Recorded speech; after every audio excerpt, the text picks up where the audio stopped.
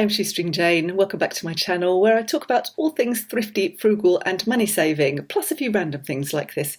At the beginning of the year I set my New Year's resolutions, and you may have seen that video. I will link it in the description below. And so I thought I would, like mid-May, just heading to that, I thought I would have a little look and a review and do an honest look at whether I have succeeded in sticking to my New Year's resolutions, whether there are some I've abandoned, whether some of them were a bad idea, maybe I've had to adapt them, that kind of thing. So you start the new year with the best of intentions, don't you? And life gets in the way sometimes, and that's certainly been the case here. The thing is that things change, don't they, in your life as you go through the months, and you maybe don't foresee certain things that are going to happen at the start of the year, and that's definitely been the case with us. So that will definitely impact whether or not I decide to continue to try to achieve certain goals, or whether I'll just abandon them or change them. We'll see. So I thought I'd have an honest look at my resolutions and whether I'm on track to achieve any of them. My first one was financial. So, it was a group of things I wanted to achieve that kind of came under the financial umbrella. And one good reason to review your goals is that, you might forget about some of them. And I had completely forgotten about one of my goals.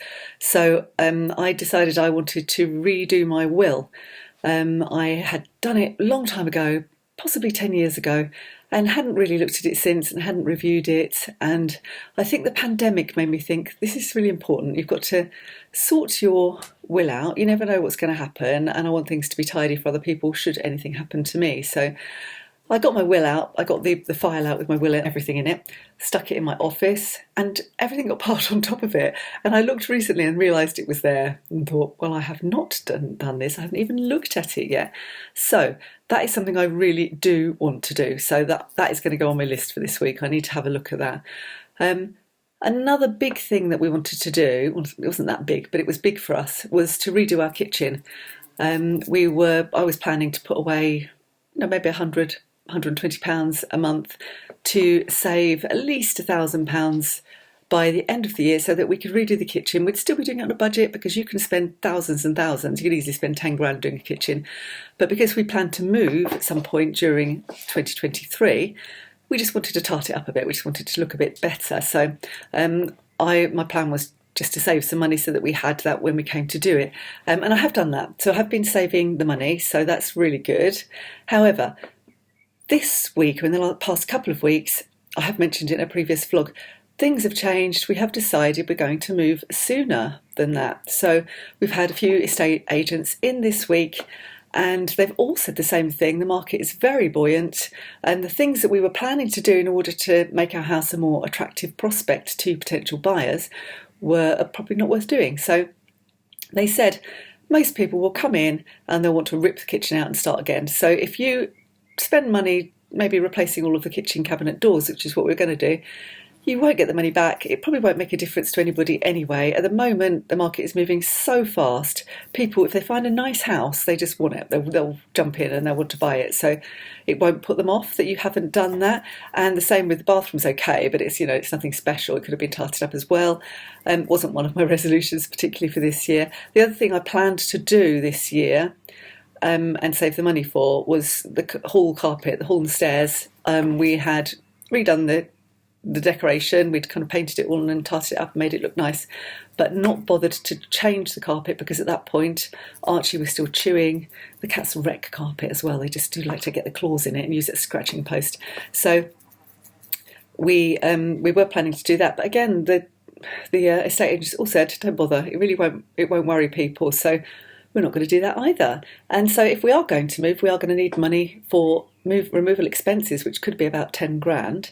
So what we've put aside to do those home improvements, we are going to now put towards the cost of moving. So things have changed slightly. As I say, I've kind of kept up with some of that, but the will part, that's got to be done. That's got to be done whatever. So that's the first resolution, their financial goals. And my second resolution was around DIY, and I've kind of mentioned that already because I mentioned the stair carpet. But another thing that we are still going to do is just tot up our spare room a little bit. So just give it a paint, maybe put a bit of wallpaper on, excuse me, there's very dark wallpaper on there now, and it doesn't do anything for the room. I've already managed to buy a little IKEA storage unit just for £10 from Marketplace. I was really pleased with it. And I had previously already bought the inserts as well, the Rosalie, there are all IKEA things, Rosalie little drawer fronts, pink and green floral. So I bought those £2 from a boot sale. So I was already on my way and I was looking out for an IKEA unit, and then I found that one. So I was absolutely chuffed, because the big chest of drawers that was in there already was far too big for the room, and I wanted to get rid of that. We didn't have much in there now. I mean, the girls don't keep their stuff here anymore. They only keep a few bits and pieces. So if they come and stay and they don't want to bring a lot of stuff with them, they've got a few bits of clothing, tracksuits and that sort of thing. So, and night dresses, that kind of thing. So there's not much to store in there. So it was pointless having this huge chest of drawers. So I have given that to Justin's mum. It's going to go to her house. But yeah, so the DIY will still happen, and we'll extend it a bit because we're going to just paint all of the walls cream, so just to make it look bright and clean for when people come to view the house. And we do have to do the office. I'll probably show you that in an upcoming vlog. We didn't realise that we had a leaky downpipe from the bath onto our flat roof underneath the bathroom until the window cleaner came, and he gets on the flat roof to clean the bathroom window, and he said, "Jane, you've got a lot of water sitting on this flat roof."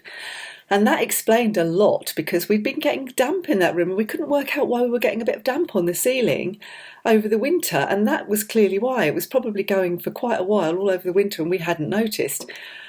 So we've cleaned all of the mould off wherever it appeared in that room, but it does need painting over just to brighten that up. And but you don't really want to show people your house with loads of mould all over the place. The plumber is coming to sort that out, hopefully in the next week or so as well. So that is something we're still going to do. So we're kind of upping the DIY in a way, whizzing around and just painting everything and just making it look nice, and clean.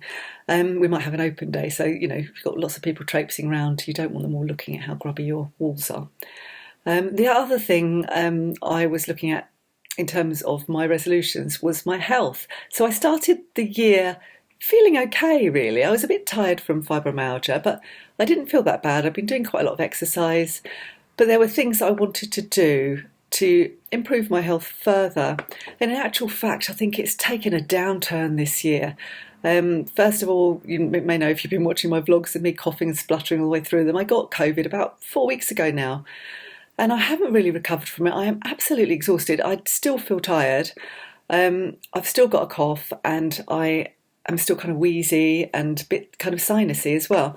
And that's obviously wears you out. It means I haven't got as much energy. So doing the upping the exercise, which was my plan, has not really happened. I wanted to increase a bit of strength training and include that into my yoga practice. So I do yoga. I do it most mornings. I did stop doing it for a few weeks over COVID just because I was flattened, really.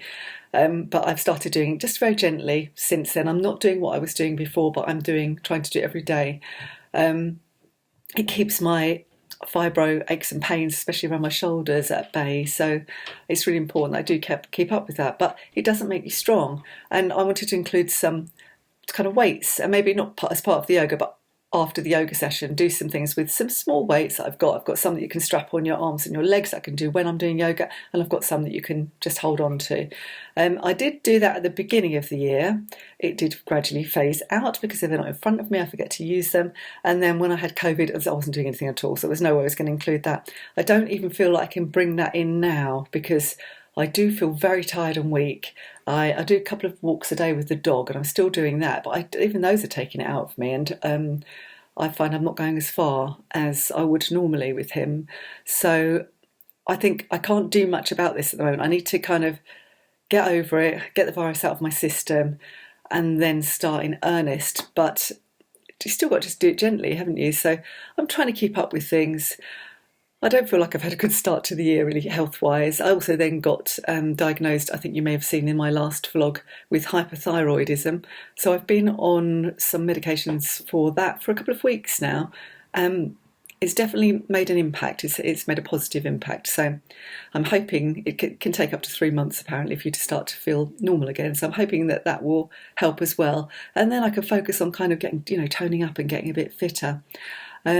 So that's it really with that kind of exercise part of health. I also was looking at the beginning of the year, sorting out my IBS by maybe cutting out gluten and really cutting down on sugar. I started by buying some gluten-free products. I bought gluten-free pasta and bread and some flour so I could do some baking. The bread, I just don't like any gluten-free bread. It just doesn't taste nice. I'd rather just not bother, really. I just don't like it. So I kind of have abandoned this a little bit. The gluten-free flour is sitting in my cupboard. I've not used it at all. And the gluten-free pasta was just revolting. I think I got it from Asda because my daughter says she gets it from there and she quite likes it and it's quite reasonably priced. But I just did not like it. I just think, again, I'd just rather have a pile of vegetables with my pasta sauce on rather than have that. So it's kind of gone for a burn. I think it's because I just don't like the gluten-free alternatives. I've mentioned before, I've done keto and low carb before. So I then decided to go back to doing a low carb diet. I had a couple of weeks of that and then I was completely flattened by COVID and couldn't do any cooking. I was just barely doing anything. And all I fancied was carbs, really all of the things that are bad for you, like unprocessed carbs. I wanted pappy white bread toasted and mashed potato with loads of butter on it and things like that. That's all I craved. So I just gave into it because I thought, well, just eat what you want. I haven't got the energy rather to cook very much anyway. So I gave into it and just went with it. And then I was eating lots of sugary things as well because they tasted nice and other things tasted weird. I didn't lose my sense of taste, but it changed and it still changed. Certain things taste odd and bitter and not very nice. I went to Mum's yesterday and had a salad and an avocado in it, and I love avocados, and it just tasted a bit kind of soapy, and I didn't really enjoy it. She got me a pork pie as well. I'm not a big fan of pork pies, but I just couldn't eat it at all. I just didn't like it. It just tasted weird. So I think it is me, because I'll be giving Justin something and he would think it's nice, and I think, it tastes very odd, and I just can't eat it. So I'm just giving in to eating whatever I want. But ultimately, I think what I need to do and what I would like to do is still go low-ish carb, but not carb-free. I find it very hard to fit that into my life. I'm very attracted to the Mediterranean diet. I think it's really healthy, full of like fresh vegetables and fruits and fish and that kind of thing.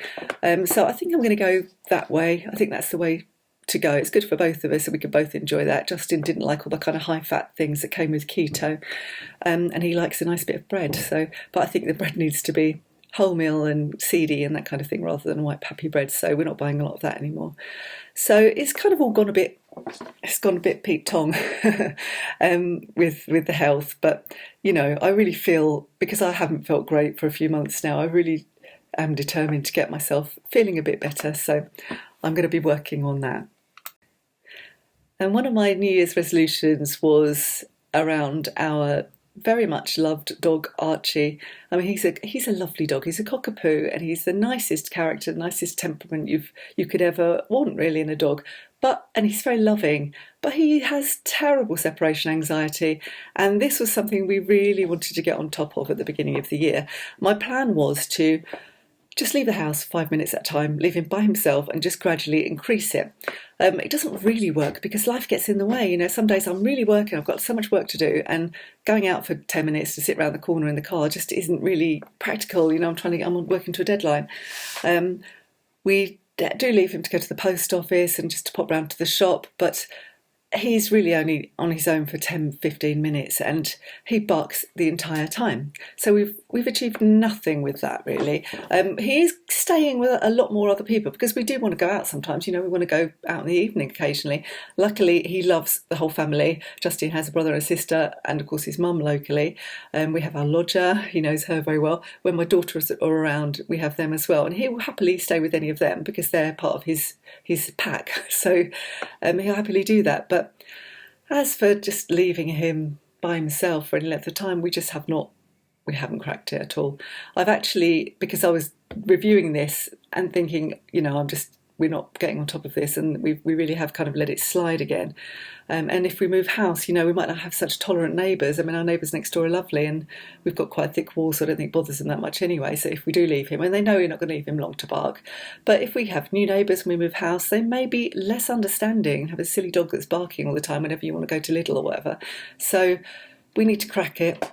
I have actually contacted a dog behaviour expert this morning who is local. I'm sure he's going to be horribly expensive. What I'm hoping is that perhaps we could just have a couple of sessions and then do it ourselves. So just to see what ideas that he might have that are good for separation anxiety. He lists that's one of the things he specialises in and treats. So I think we might have to bite the bullet and actually spend some money to get this problem resolved, just to make life easier for us in the long run. I don't want to be stuck in a new place and not be able to go out and meet anybody and socialise and join in with the local activities because I can't leave the dog. So, it's got to be sorted. The other thing we were trying to sort out, and that was one of my resolutions as well, was barking in the car, because he would just get so excited when he knew you were getting somewhere and bark, bark, bark, bark, bark, or he has a sense that you're getting somewhere, so it might be somewhere he's never been before, and he somehow picks up on maybe what we're feeling and thinking and starts barking. And if it's somewhere you don't know, it's so hard to concentrate when you're trying to read the map or look at signs and he's just barking in your ear in this high-pitched, unpleasant manner. But somebody had suggested, my sister actually suggested, a water spray bottle, and I just squirt him with it and say no very firmly, and that has worked. It literally worked within, I don't know, 2 days, a couple of trips. It doesn't work continuously, so he'll forget and then he'll start barking again and you squirt him and he'll go be quiet. So it hasn't solved it completely, but it is a lot better managed when we're on a long car journey. We can actually sort him out, get him calm, stop him barking, and he knows no barking. He understands that as a command, so it doesn't mean he always obeys it, but he does understand it. He also has a habit of barking at the very many foxes that surround us, and pretty much given up on trying to stop him doing that because they literally wind him up. They sit on our front lawn and he can hear them. They make loads of noise. They're in the back garden shrieking, and he's an animal, and it's going to be impossible to stop him really barking at them. All we do is like practical things. We'll put the blind down and move him away from the window so he can't see it, put some music on, put the telly on and things so they can't hear them. And that kind of helps us manage it as well. I think our best bet, really, if we move to a house that has as many foxes around us as this, we'll be very unlucky. I'm hoping that we'll move somewhere where we don't have foxes down the garden. We've got a scout hut with there's a load of foxes down there. So yeah, I think really we've given up on that. We did actually get our lodger to bring some hyena wee back from the zoo, and we put it all around the front boundary, and it worked for one night, but it only worked for one night. So you can't get that much hyena wee really. So she was going to try and get some lion poo as well, but we thought they'll probably scare our own cats, so maybe not. So yeah, the barking at the foxes is probably something we're not ever going to resolve. And my final resolution was around time management. So I said in my original video how much I appreciated the fact that I could manage my own time and I wasn't beholden to an employer who says you have to come in at this time, you go home at that time, you have to do these things at this time and attend this meeting at that time. I can really more or less set my own timetable. The problem was that I was kind of not doing that, and I was doing things when they demanded that they were done. So when I needed to write a blog post, I'd do it the night before and that kind of thing. And I wasn't really setting myself a sensible timetable so that I was in control of things and so that I could also then plan in time out, So I did set myself a little schedule at the beginning of the year, which I have stuck on the wall by my desk so I can see it all the time, and I know what I should be doing on what day. It doesn't always work. I mean, I didn't set myself enough time for freelance work, and I've had a bit more freelance work come in, so I had to fit that in. And actually my eBay has suffered really because I've kind of shoved that out of the way and done the freelance work instead, because I can do that in a day and it's or an afternoon, and I know I'm going to get paid for that straight away. eBay, it takes you ages to list things. You don't know when you're going to sell them, and I shoved it to one side. I'm trying to get back on top of my eBay now, and I am managing to do that. I also bought myself a calendar which I put on the fridge underneath my meal plan, and that's been really helpful as well. So I look at that regularly and I know what's happening when, I know what's coming up, when we've got events, when somebody's birthday is, when there's an anniversary, that kind of thing. So that's been really good. So I think I am on top of that. I'm doing very much better. So the other thing I did mention in my original video, which I've just remembered and I've forgotten to mention, was tracking my spending. I was going to start going back to tracking every penny that I spent rather than just kind of having a rough idea of what I was spending on groceries and that kind of thing. I used to do it years ago when I was really trying to get on top of my money. I literally tracked every penny, so I knew where it was going, and I was so surprised at how much I was spending on just miscellaneous rubbish. And really confused at how many £10 I got out of the cash point. I'm thinking, what am I getting all this out for? It's a lot easier to track that now because, of course, small purchases you can buy with your card now, can't you, or your phone, so you can actually see what you've done. But then I was just getting cash out all the time and I couldn't work it out. So I thought, well, I'll go back to that and I'll really micromanage my money, and that's been really good. I have done that. I've kept every receipt, and every week or so I'll go through all my receipts, and I can see how much I'm spending on each category exactly. So rather, I always set myself a certain amount for pet food and shopping and petrol and that sort of thing. But this way I could see exactly how much I was going under or over and readjust and really see what I was doing and see what I was wasting my money on and that sort of thing. So it's been very interesting to go back to doing that, and I have done that. And I've meant to mention that at the beginning in my finance section. But that's it really. So that's where I'm at with my New Year's resolutions. Sometimes I wonder if it's worth setting them, but for me it does feel like, it's a new start, it's a new year, same as most people, set some realistic targets, things you can do. It's just a good time to do it. You can do it any time of year, of course, but I think it has been good, and I'm glad I've come back to review them because there are certain things I've kind of missed out on and forgotten about, like my will. So it's worth doing that as well. So I'm going to review them again in maybe 3 or 4 months and see how I'm getting on with them then. Who knows what will be happening then? We might be about to move. Who knows? So we've got a busy time ahead. We've got a lot of decorating to do. Got a lot of decluttering to do. This house is very cluttered. I've got to get in that attic. I've done it, over the last few years. I've actually been in and decluttered, but this is going to be much more brutal. I've really got to sort out every single cupboard, every single drawer. Justin won't throw a thing away, so I'm not going to let him doing it. He'll do the sheds. He'll perhaps throw some things away in the sheds if I'm there with him. He's terrible at chucking stuff away. So I'm going to do all the drawers and cupboards and everything myself. I did my wardrobe yesterday. And even though it's not been that long since I did it, I chucked out 2 very large bin bags full of stuff. When I say chucked it out, they're sitting in the hall ready to go to the charity shop. And I've got to be very good and go to the charity shop and give them and not buy anything and come out again.